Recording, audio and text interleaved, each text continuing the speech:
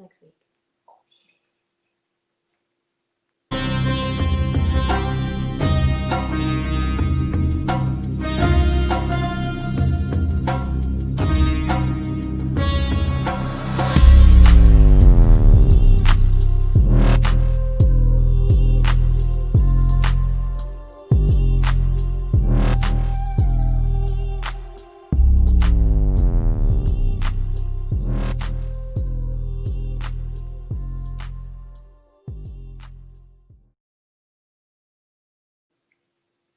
Hi, everyone. Welcome to Beyond the Edge. I'm your host, Brandy Deutsch.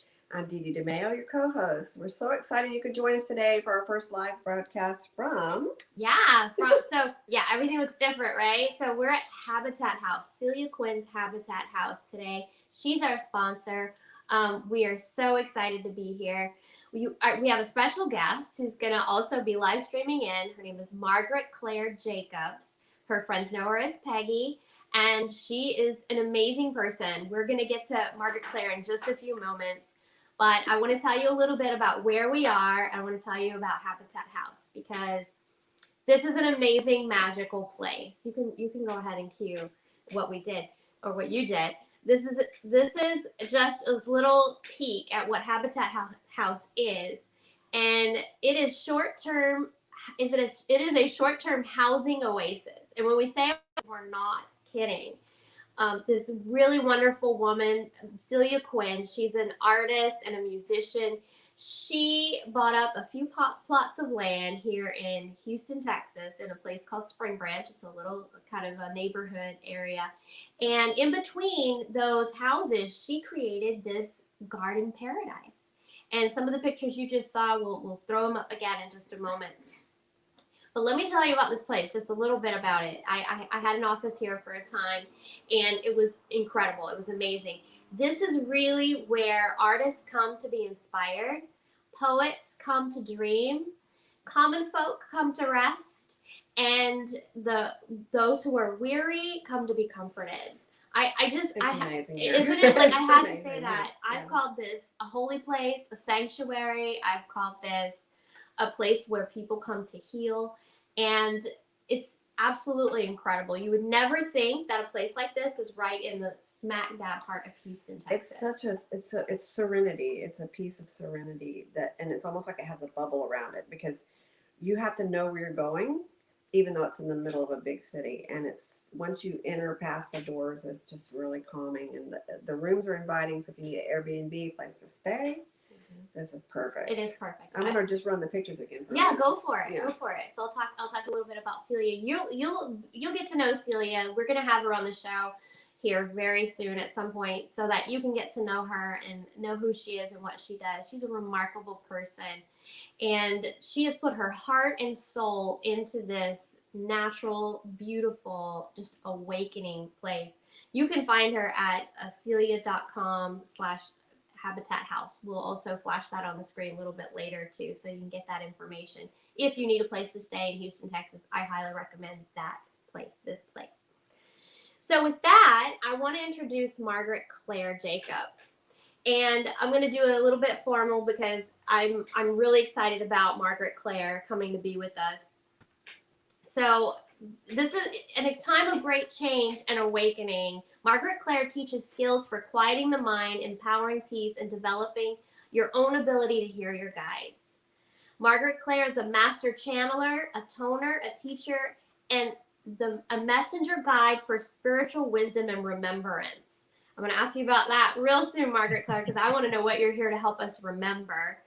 And she believes that Creator is vibrational, as we all are. Using our voice, called vibrational heart toning, we create the tones that set us free.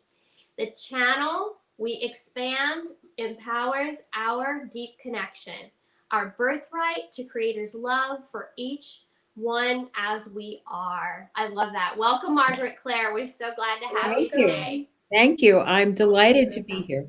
Good morning. I can't hear your sound. Do you have, hang on, let me, you're not muted on our end. Can you try your? Let me see.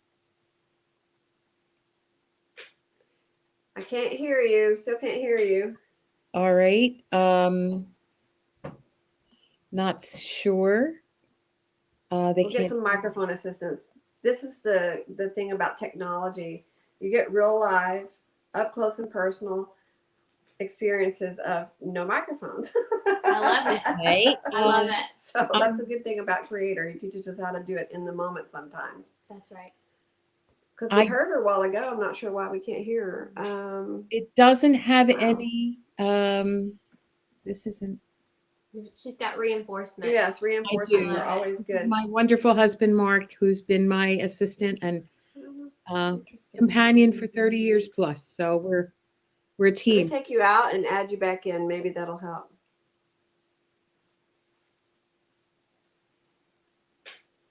Try. Can you hear us very well? I can hear Oh, you. there you are. Okay, whatever. Okay. Don't touch it. No, Don't touch no. it. We got it. We got It's it. working now. Oh, sure. Thank you. Okay, so back to that introduction. Yeah. Hi, Margaret. Well, we really have to be in the moment, don't we? Yes. That is what this time for me is about. Attempting to flow no matter what is happening, and remain as peaceful as I can in the midst of chaos. And that is sort of a description of this time. Absolutely. So, Absolutely. um, We couldn't agree with you more. So let me just right out the bat ask you about this because I'm very curious and I'm sure other people are today. So I love this messenger guide for spiritual wisdom and remembrance. What are you here to help us remember? well, I use sound as a means of bypassing some of our thoughts. We need the mind. It's an integral part of our being. However, it can interfere in our belief system. And sometimes our creative side, the right side of the brain, gets caught up because the left side has been so dominant in its logic. And we can't hear what is our inner knowing, our intuitive aspect. And everybody has it. It's just that we've kind of lost contact in some ways. So, um, the remembrance is something, especially as we're approaching solstice, the energy of these last number of years have been initiating greater waves of change. And it can look like chaos on the outside, but on the inside, it's teaching us who we already are. We have to become more dependent on our inner knowing to keep us on track, to help us function, to help us in the day to day, to realize we're here for more than it looks like a lot of times, and that we don't need to be dominated by fear. I've known fear to be false evidence appearing real, which is an acronym I learned in Al Anon years ago. And it has helped me forever and ever because it helps me stop, breathe, tone. And toning is just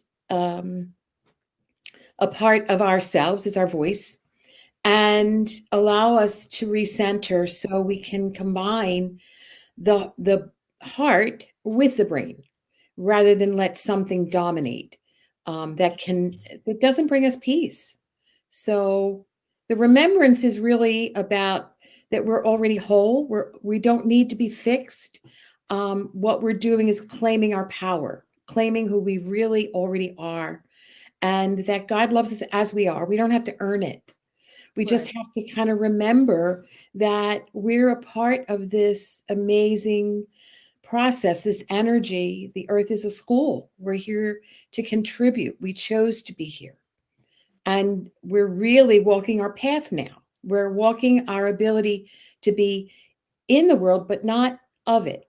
And to be, or is it the other way around? I always get them You confused. said it right. Okay. Yeah. So it's more about the sense of coming to realize that we are already home. Yes. It's not outside of us. It's really how we can build this inner structure of remembrance, of connection, in a very practical kind of way for the day to day. Yes. Can I just real quick, because even though you haven't toned yet, just the fact that you use your voice for the vibration and tone and heart healing, when you were talking about and made the statement that we don't need to be fixed, a lot of people believe that, right? And if they just would take a moment and look at the fact that they're not broken, but we've gone around like magnets through our life and picked up so much clutter that we don't know the wholeness that's there because it's too crowded. So starting to remove the old beliefs or the clutter of what people think or anything like that, that's that. If you needed to fix anything, that would be it, just cleaning house. Absolutely. So that your house can exist in the wholeness that it was created to be in. So, Yeah. yeah. That's right. That's right. I agree 100%. I think it is the right time, as you mentioned before, especially with the solstice. I mean, some of us who worked in these energy medicine realms for a long time, we've known it's been building and building and building to the point where here we are, like Yes. we're here now in this place, ready to move forward in a way that's a lot more productive than what we have. And I think what you do and what a lot of other people do that we've had on our show, like this is what you're here for. So thank you for that. Thank you for helping us remember. It's such joy. It's not work at all. Right. I know. It's Right. just joy. Yeah. How did Yeah. you do this work, Margaret Claire? Or this joy? So How'd you come to do this How did joy? you come to do this joy? I stumbled upon it. I was a nurse, now retired many years, and I was pursuing becoming a holistic nurse. I was attempting to find more balance because nursing, as many people understand, especially with COVID, is a highly intense, often self-sacrificing, demanding job. And unless you learn how to take care of yourself in the midst of the chaos, you'll get eaten alive. Yeah. So I was looking for a modality. I was looking for something in the healing aspects, to be a guide to help me reorient. And I discovered through trying a couple of different things, someone sent me a postcard, literally reminding me that they were in a group that worked with healing light. And it piqued my curiosity. I met with the woman. She handed me a brochure. It was all about channeling. And truthfully, I said, oh no, this is way too weird for me. It doesn't fit with my profession. It didn't fit with some of the belief system from previous religious experience, etc. And 2 weeks later, I was at this woman's house. And she had me channel, and I didn't even know what it was. So she just said, well, what comes to your mind? What, speak it. Just go ahead and speak it. The amazing part was I felt like I came home. It opened something up in me that was so amazing, that it took all the doubt away, that it was real, that this was a place for me. And then and that was the early 90s, and I spent a number of years working with my teacher, Diane, and she is still alive. She's in her 90s and lives now on the West Coast. What she did for me was to surround me with a sense of light, a sense of cocooning almost, that it was safe to do and develop. And most of my time in those early years with my friend Claudia, we would travel to Princeton. I lived near Philadelphia. And we would gather as a small group and do toning and then channeling and light language and a number of other streams of consciousness that connected us way before I had no names. I don't see the energies. They enter me. So my friend used to call us an ascended channeling group. Okay, I didn't know what that meant, but most of the time was to get out of my own way. Because when I first started to channel, I would hear my consciousness saying, you don't know that. Why are you saying that? You don't know what these people, who's related to who. I work primarily with energies of a group, I call the mothers, who are part of the divine feminine. And they've been with me from the beginning.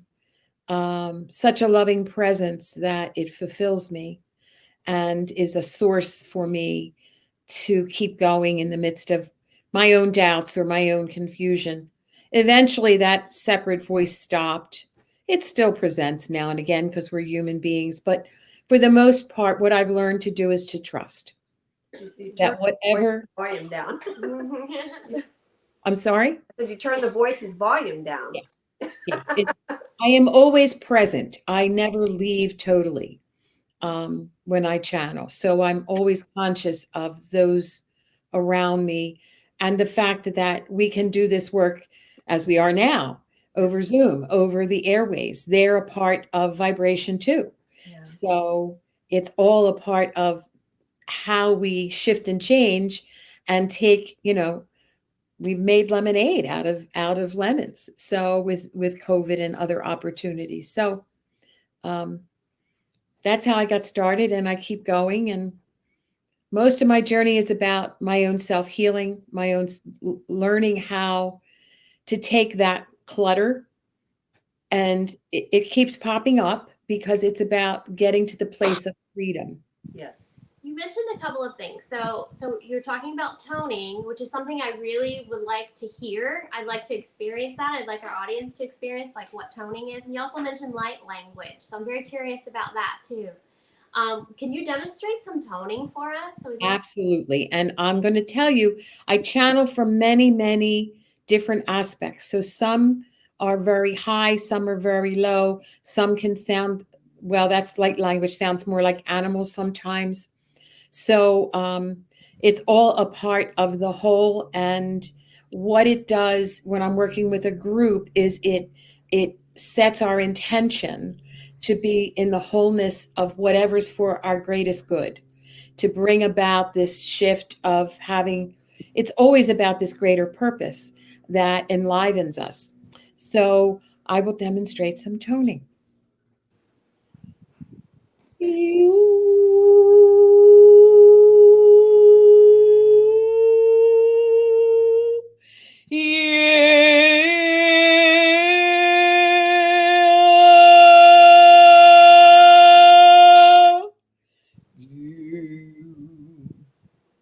And so we come, we shelter you, we bring you love and light, that you may know the truth of you in love and peace and joy.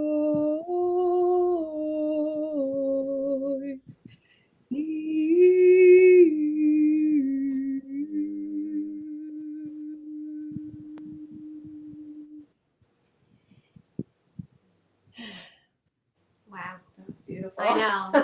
I fell in love with that, Margaret Claire. That was really, really beautiful. When I say I fall in love with things, it just means I'm breathing deeply into it, right? Like it helps me breathe deeper. Because that's how we breathe when we're in love. Deep breaths. Yeah. So that was awesome. Thank you so much. You're welcome. So whenever you're with, let's say, a client, and now, do you voice it or do they voice it? Like, how do you work with someone? Okay, so initially when I start a session, I explain all this first of all, and I do toning to open up the vibration that we already have and to clear some of the clutter so that we can be this column of light and connection with the creator who's already us, our oversoul, our higher self, all of these beings or terms that people may understand. And it brings in then their guides and my guides to work with the individual so that the messages are on point for them.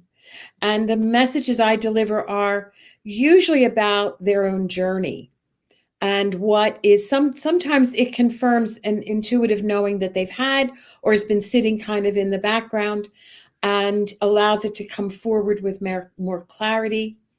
And then what I do ask is that they begin to tone with me so that people are a little shy. I'm not a singer. I don't know anything about music. I truthfully have never investigated the science of the healing aspect of vibration because that's never been about my journey. My journey is, to me, about encouraging people to use the tool they have of their voice to heal themselves. It's about self-empowerment. It opens you to your own knowing. That is the remembrance. So that's a kind of a session, is to introduce and then to encourage. And truthfully, I've had people hum. I've had people do very low notes. I've had people really get into the vibration. What I want people to do is to feel the vibration of their own power, their own voice in their chest, in their heart space, to claim it, to become familiar with it because it's there. Wow. I love it. What I know about spiritual anatomy and chakras is the three chakras, one here, the throat chakra, the third eye, the ajna chakra, and of course the crown chakra. There are more chakras, but just those three are part of our superconscious. So it's very interesting to me that you would use that particular chakra and vibrational frequency to channel, to connect, to help someone else connect, because that's the superconscious tapping in and going, oh, you want us to open up. Oh, you want some information. Okay, here you go. Right? And ask and you shall receive. I think it's really wonderful the way that you've done this and kind of help people in this way. It's amazing. And I think the light language that you're about to tell us about is also a part of that, because that's about using voice as well. Yes. Almost as if, here, we're going to open it up, and then here, this is what some information you're getting back in, and then you can spew it back out. What do you know about light language, Dede?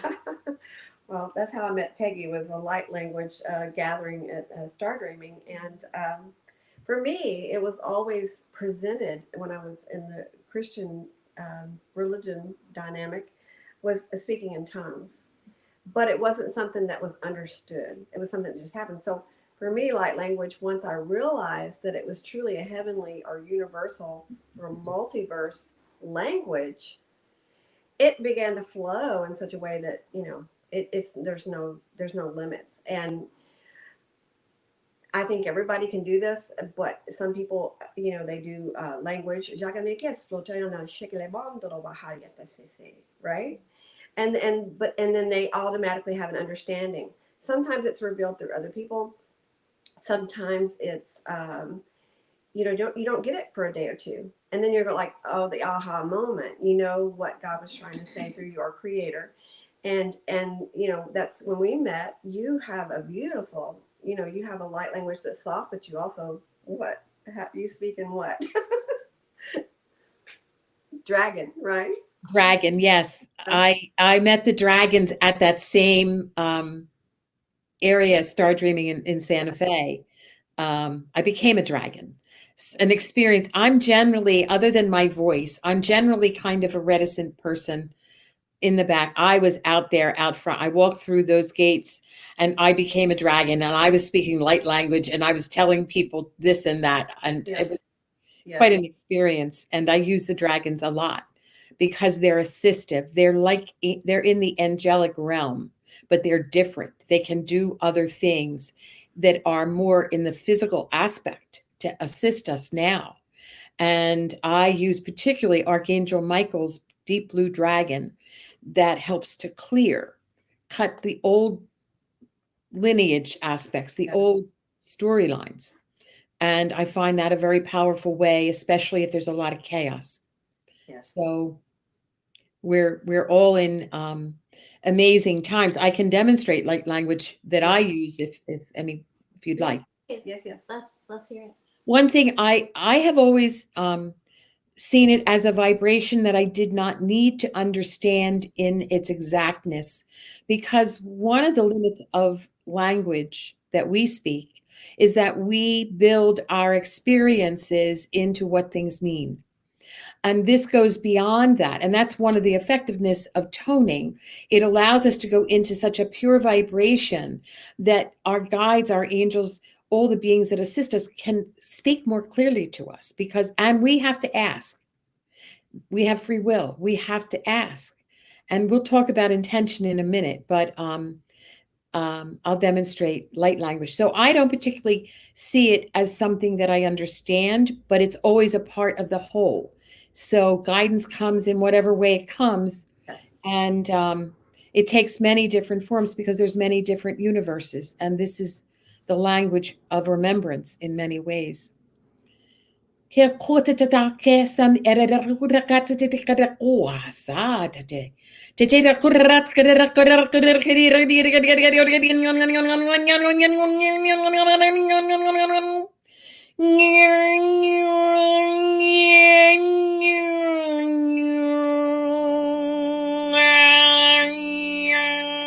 Sasso.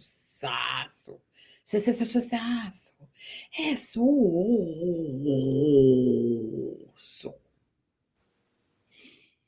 Mm. Went straight into the dragon. I felt them. It went from that to whoo. The deeper sounds, and some people might be concerned about what they might consider as dark or that heaviness. I see it as the balance of the yin and the yang, the feminine and the masculine energies coming together and really reorienting a lot of what we've been taught about negativity or how we label things, because everything is whole and everything's a part of a reflection of us. So like the yin and the yang, it is part of our being. We have aspects that are confused or uncertain, part of this human journey that we chose, so that we can understand the balance and to take back. That's where we take back our power to bring things by choice, by intention, back into power. So I see intention. I want to expand on that. I think we talked a little bit last night about intention, because you hear that all the time. You know, it's my intention. I'm going to set my intention. Why is intention so important? to me, intention is like a gate opener. It's like an invitation. Um, so in life, so many times we get so busy that we've forgotten to do on our list the meditation, the time, the quiet time, the parts that are kind of ruled by others frequently. So, what I've attempted to do is to set my intention for the day before I get out of bed in the morning. And my way of doing that is to intention that truly whatever's for my greatest good and the greatest good for all, I am inviting everyone to come in to assist me to accomplish that. And so what happens is it sets to me the channel. It opens up the gateway for any being of light to come in to work with me. And I kind of have said to God, all right, you're God, I'm a human being, I get forgetful. I'm very practical around a lot of this because I've got to live in this life, and it's not really easy some days. And I talk to God like that, because we're in this together. And so I invite that what I might be missing, might not remember, that I'll get a ping. I'll get a little intuitive push. Something will remind me I need to ground or center. So by setting my intention, I am inviting in my help. And I think it's very practical. I get reminded through the day to tone, or I just find myself doing it. My husband said to me in the car, "Who are you praying for, Peggy?" Because he said, "You're toning." So I didn't even know it. And it was very low. And it startled me because I thought, I didn't know I was even doing that out loud. So, yeah. Husband into it? Like, is No. no? Tell me about that, because a lot of people have the partner. Okay. So, as I said, we're married. We're married like 20, going on to 26 years, together for 30. Mark is actually the individual who told me that we picked our lives and that we joined together in this time to be of purpose in a different way than I had ever heard. And that started me opening to thoughts that I'd never had, and to really look at things in my life. I'd come through a lot of change in my life. I mean, very basic kinds of major changes in my life. And I truthfully felt like I went off a cliff. Everything I counted on in my life got removed, changed, withdrawn. It just all tumbled together. And this was in the late 80s. And I found out afterwards that in 87 there was a harmonic convergence. It was an opening to create change.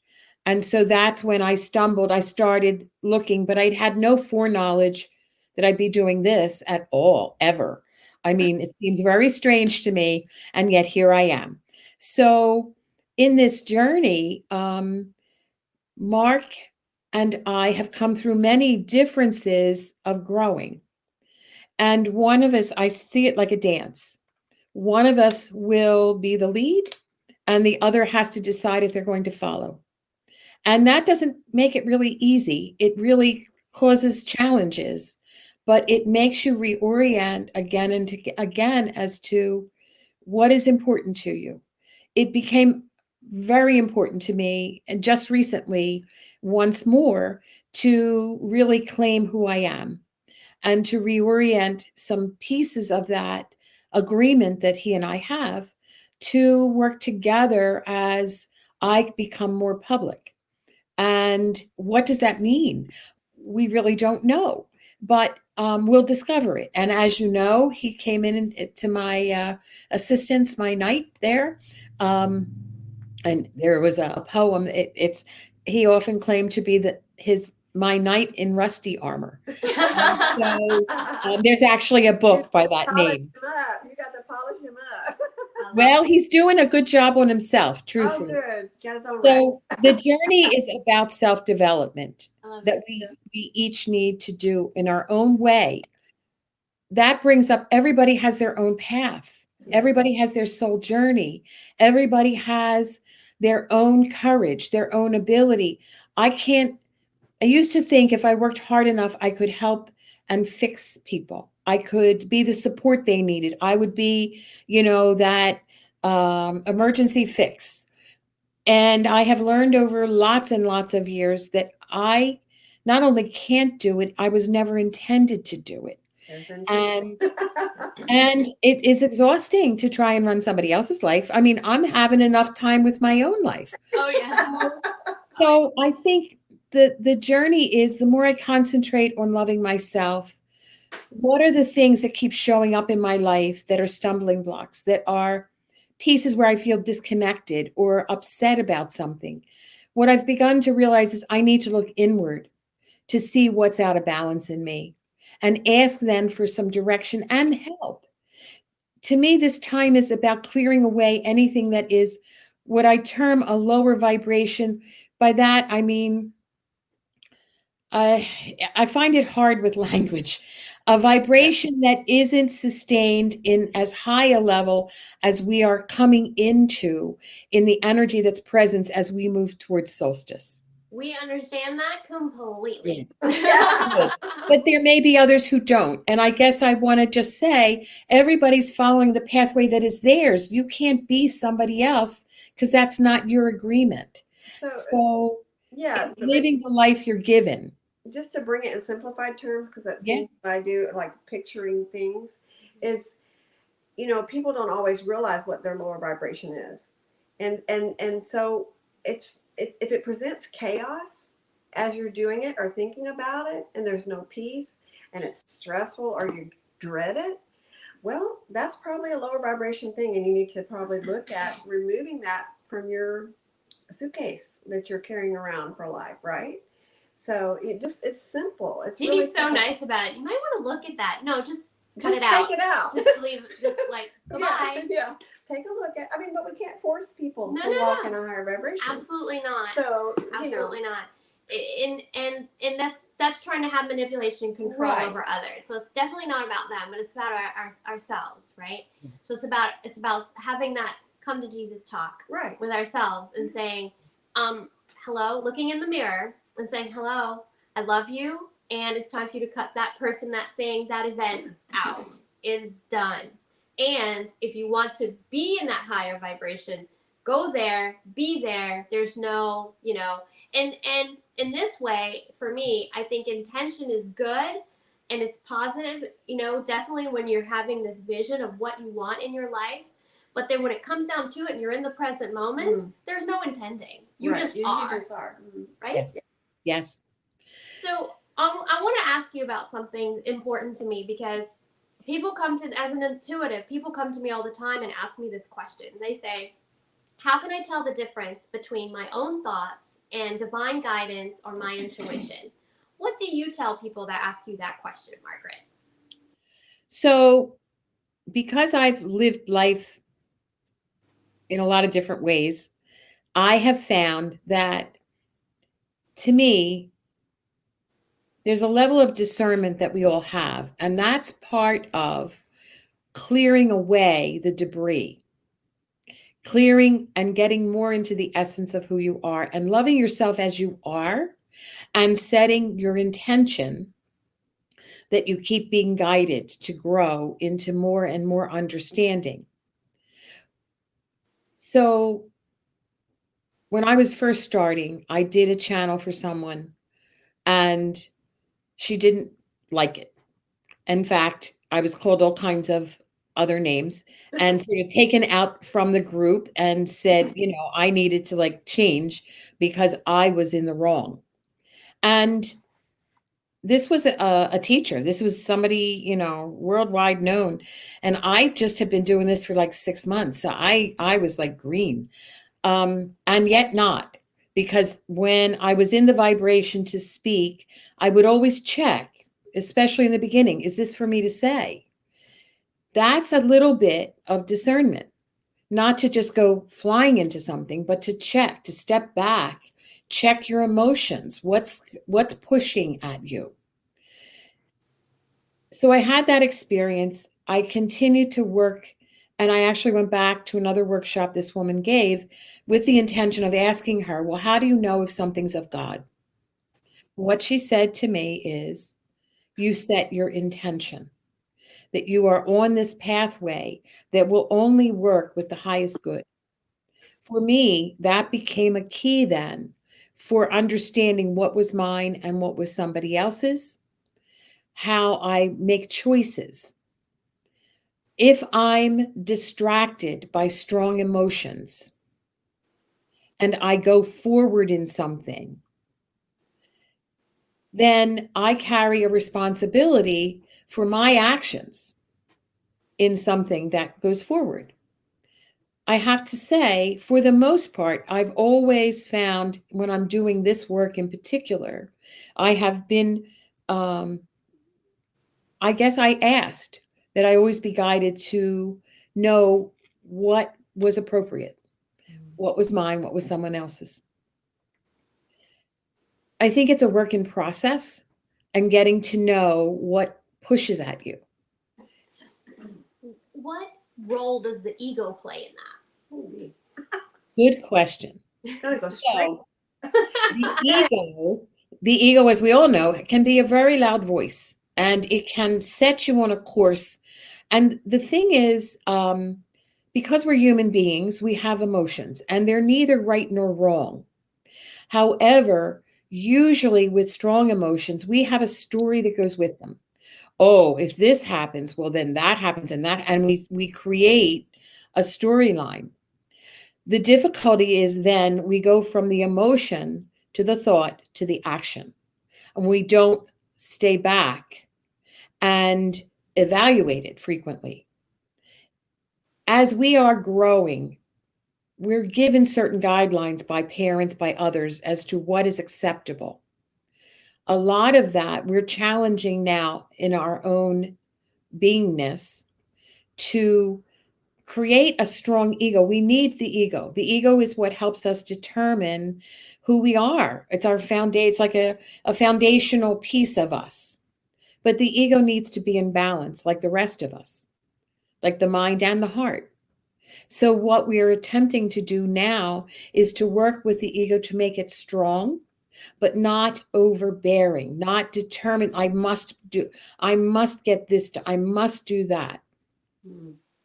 Because it disturbs the balance. So it's becoming aware of the parts of our life, because frequently when the stories get so strong, especially around fear, we create a need for action, and we haven't really found the solution. We're just moving. We just got to get out of the fear. We're going to take this action or that action, and so all of that is a piece of redefining. That is partly why toning for me helps to center me, bring me back into a place of peace. Um, I was flying to Santa Fe and we hit headwinds, and I didn't know anything about Albuquerque's flight pattern and that that was normal. People on the plane were screaming. It was bouncing so much. Wow. I started toning because I thought, well, I don't try not to make a public spectacle of myself, um, to burst out in song, but or sound. However, I figured, what the heck? There's so much noise on this plane. Nobody's going to hear me. Maybe it'll help them too. I started to tone. What it did is it pulled me outside, pulled me from the outside experience into my place of peace and ownership. And what happened for me is I stopped noticing what was happening on the outside. I really was able to go inside in the midst of still the fear of bumping up and down. And I don't think it's just because I've been doing it. I think it's a placement of when you decide you're going to do something that's helpful, and then it develops. Pardon me. So, um, all of these pieces sort of tie together. And the greater part for me is allowing a balancing, a reorienting, a learning to trust. And that has to have a certain amount of faith involved, that we are cared for, we are loved as we are. And even when I haven't felt that way and the circumstance did not feel loving, I still could make a choice to at least get out of the chaos, Yeah. by quieting the mind. And now I find myself asking to go into the heart space. So I include that heart in the super consciousness, because that Trinity Plus allows us to use the heart. The heart actually has a part of the brain in it, and it is the first cell of the body. And to develop that heart brain connection allows us to use this time, this guidance that is given to us, that we've asked for remembrance, for our own ability, our own skills to remember who we are so we can apply it every day. We need these skills. We need something. Yeah. Margaret, can you share some of your tools with us and how you work with them? Sure. So the biggest tool for me actually is the toning. Vibrational heart toning was a part that sort of developed because when we come into our voice, the mind is usually, at least for me, the mind is often racing.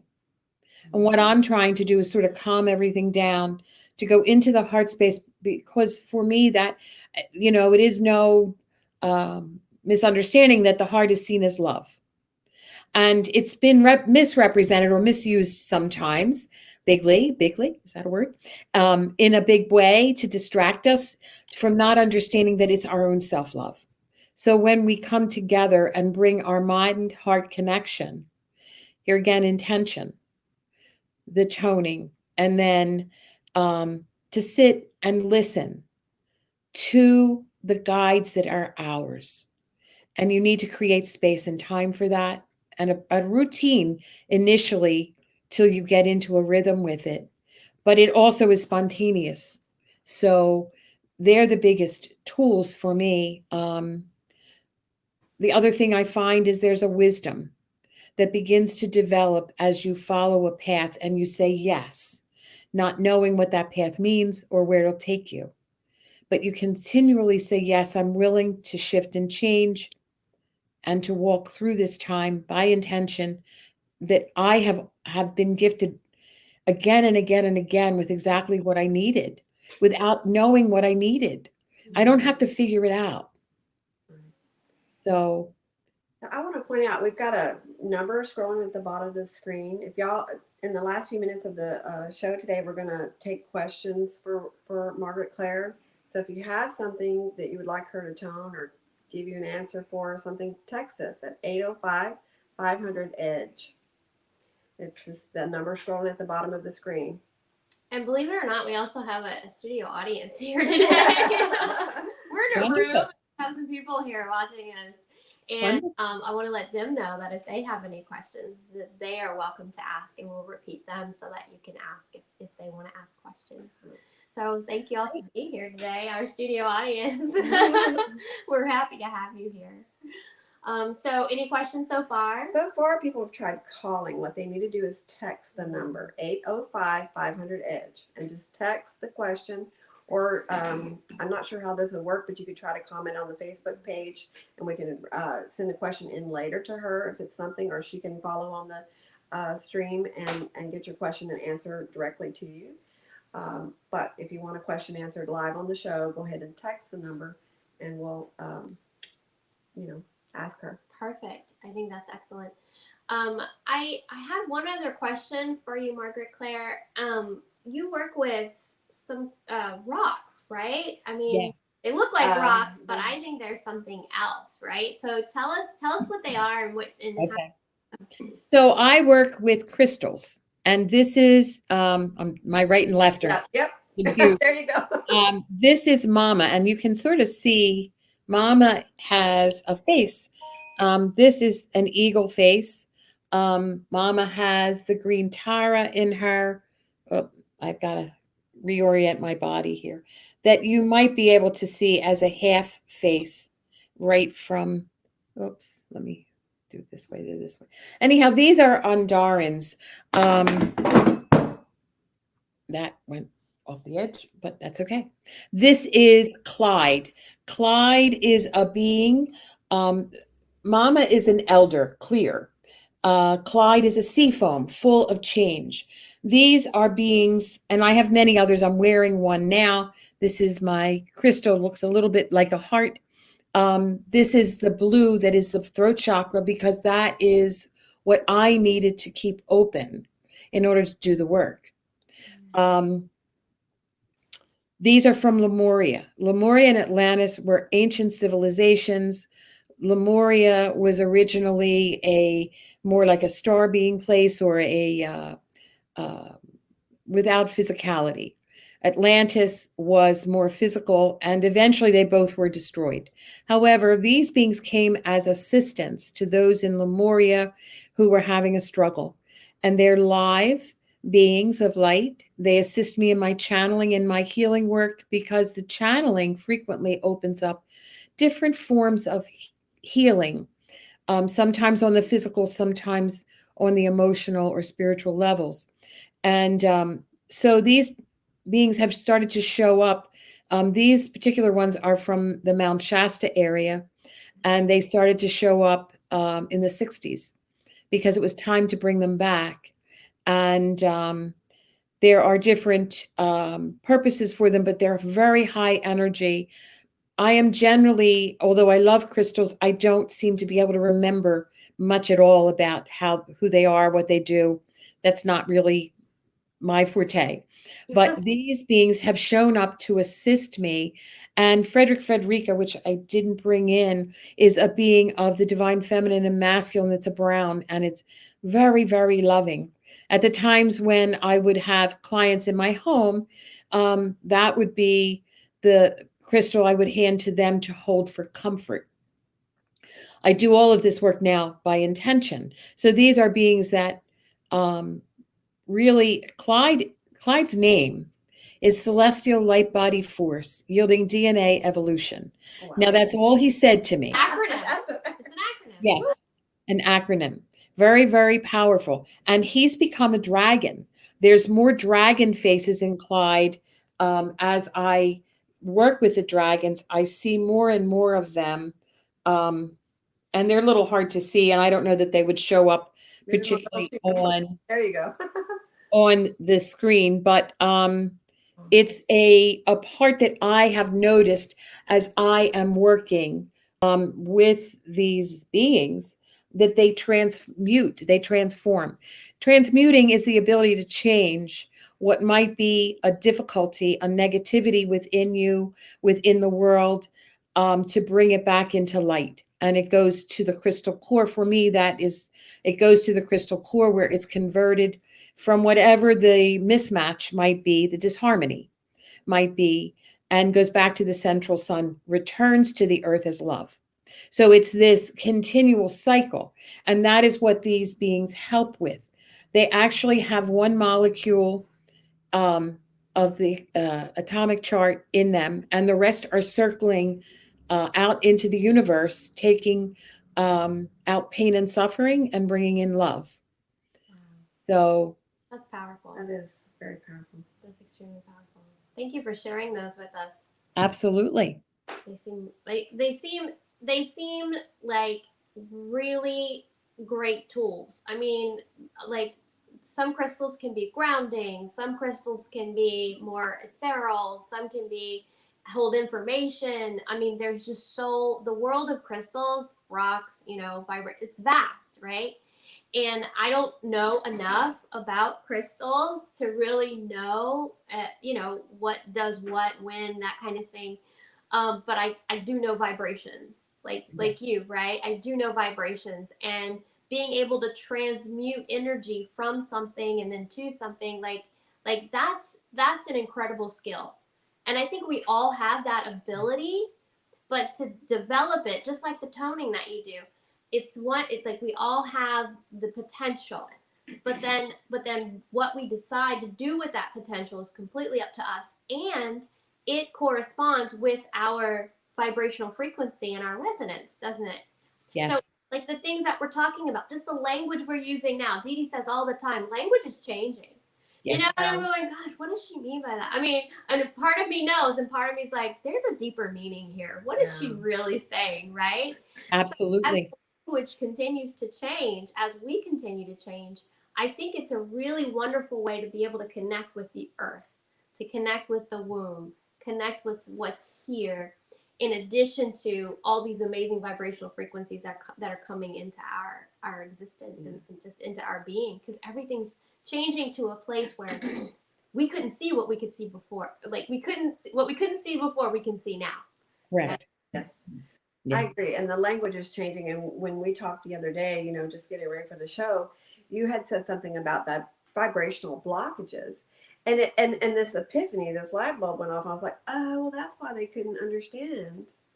No matter how many times I told them different ways, using different words, all what I was thinking was English language, the tone and the vibration of what we were saying and the expectation, which we may not focus on end results, but we do have an expectation when we convey something. It just wasn't coming back. I was like, wow, what is going on? So I had the literal, up close and personal experience with that vibrational blockage, being with our own language, even though we spoke the same words that came out of Webster's dictionary, which my friend and I, Eric, we're going to write our own because we're so limited. And being able to speak and someone understand really what we mean. But now that I see that it's simply a vibration of, they can't grab that A sounds like ah or a anymore on my level. So yeah, I'd like for you to talk about that vibrational blockage just a little bit. Well, I think here again, it's that everybody's on their own path. Yeah. And that my experience and someone else's is different. And the language to convey that is confusing because they don't have the experience that I have. Mm. And that it doesn't mean I have to ask for less. It just means that in my statement, if I'm getting back the resistance, then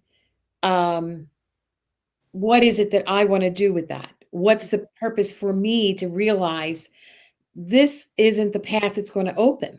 Right. This is using discernment Oh, okay. to be able to say, oh, wait a minute, I'm meeting so much resistance here. I need to do something different. It alerts us. Okay. And you already know it really motivated you to go a whole different route. So yeah. So I think that part of what is happening on the outside, on many levels, it's really a reflection of something that's happening for us. Oh, wow. Okay. And it's like when you look outside and you see the chaos, the difficulty, it's a reflection of something within us because we're whole. We're what happens to them happens to us. However, we stand in a place where we're saying, "Oh, okay, but I'm going to choose to do this differently. I'm going to work with myself in claiming my authenticity, my understanding, not to push it on you. It's not about converting anybody. It's about living a life that others might say, hmm, they seem kind of peaceful. Yeah. What are they doing? So there's a curiosity Mhm. that can open up the thread that allows everybody, because everybody has the ability, everybody has opportunity. They just may not take it right now. Right. Yeah. So I coding also levels the playing field in a certain way because it's without words. Ooh, Yes, So yeah. another tool I use, and I'm just remembering this, is third eye to third eye. In other words, our mind's eye, the connection that's more of a spiritual nature, part of that higher consciousness, can communicate with someone else without words. You might call it prayer. You Uh, might call it intention, that you are really there for them because they may not understand what's happening in the fact that you've stopped communicating with them because it's too much chaos. There's too much. One of the keys is to look at how much drama and trauma is happening in someone's life. mm, They're warning signs for that individual to take a look. yeah. Doesn't mean I need to step in and fix, There. but I might need to withdraw. I might need to really step out of it. So, and to do it in love rather than anger or upset. Right. And here again, it's intention. So that's a part of the whole. that's right. I want to speak to that a little bit because in a couple of shows back we were talking about transhumanism Ah. and how there was a idea, a phenomenon where people were talking about in the tech industry having implants for AI technology in our brain so that we could maybe interface with a computer or interface with another person. And when I thought about that, I thought, well, aren't we doing that already? Yeah. I mean, why would we need a mechanism that changes our brain chemistry or changes our body when we have all we need to do telepathy, to levitate things, to, psychokinesis, bilocate. I mean, we know this because we've studied some of this, those of us in the metaphysical realm. But most people don't have that knowledge and that wisdom. I really think this is part of why we're here to help people remember and to help teach them how to do those kinds of things. It's not far fetched. It's not way out in left field. No. It happens on a day-to-day basis. I know it happens between Dede and I. Yeah, It happens between my husband and I. It happens with my children, right? So if we make more of a heart connection with other people, just like what you're saying, we can have telepathy or understanding. I don't even like to use the word like just immediate understanding of what somebody's saying or thinking or feeling in the present moment. Mm. I really believe that, and I think that's what you're speaking to, is to have that ability to use either the third eye or the heart connection or whichever vibrational frequency. Just tune into a person. Tune into somebody just sitting next to you and go, oh wow, I did. They're going through some tough time. I wonder if they need a friend, Mm. right? And just connect with that person. Well, I think the thing I want to say is many people are empaths, Mm. so we already feel the feelings frequently. However, we also need to distinguish what's ours and what's someone else's. So feeling into somebody else's vibration um, has to be done with a lot of respect and boundary so that we're not usurping something that's theirs because we want to remain intact and unique within ourselves. So I think that part of the journey is being conscious that other people also have a journey that may be difficult. And maybe as an empath, we clue in so we can be aware to send them assistance, help in a way, prayer. Where I use third eye to third eye a lot is with people who I'm closest with because words can be confusing. There are a lot of emotions sometimes tied to that, and we really need to be conscious of respecting someone else's journey along with us and be inclusive and watch our own, for me, watch my own emotions when I get all tied up in something, that it affects others, and to own that and to create a more loving space with it, to promote what I really want, which is peace and a loving relationship, even if for some it may be distant because of a lot of reasons. But You're absolutely right about that too, Margaret Claire. And for me, what I like to focus on is the invitation or the question when it comes to another person, right? yeah, Just ask. Just yeah, ask. You know, in my world, it's command creator, ask people. Yeah. Right? When I pray, I command creator.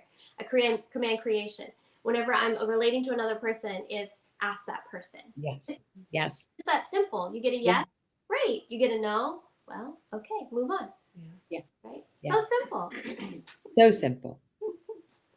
I think we're almost just about out of time. The time flies when you're having fun. Did we Right. have any questions? Well, Stevie? I think what I had asked Margaret Claire was if there was something that came, just as a general message, if we didn't have questions, some type of information, because I know you get the wisdom from the mothers and your guides. What do you have for us today and for our listeners and our Thank viewers? you.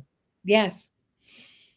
And so we would say to you, dear ones, this is a time of great preparation and celebration, that whatever path you are on, breathe deeply into the heart space to allow the mind to quiet and receive, to know that you are already deeply loved, that what you are creating and co creating is this abundance, this great aspect of feeling what it is like to live upon this new earth, filled with love and peace and joy for all. It is a time of great, great expansion into this new realm that is truly of the greatest love. You are already a part. Know that you are loved.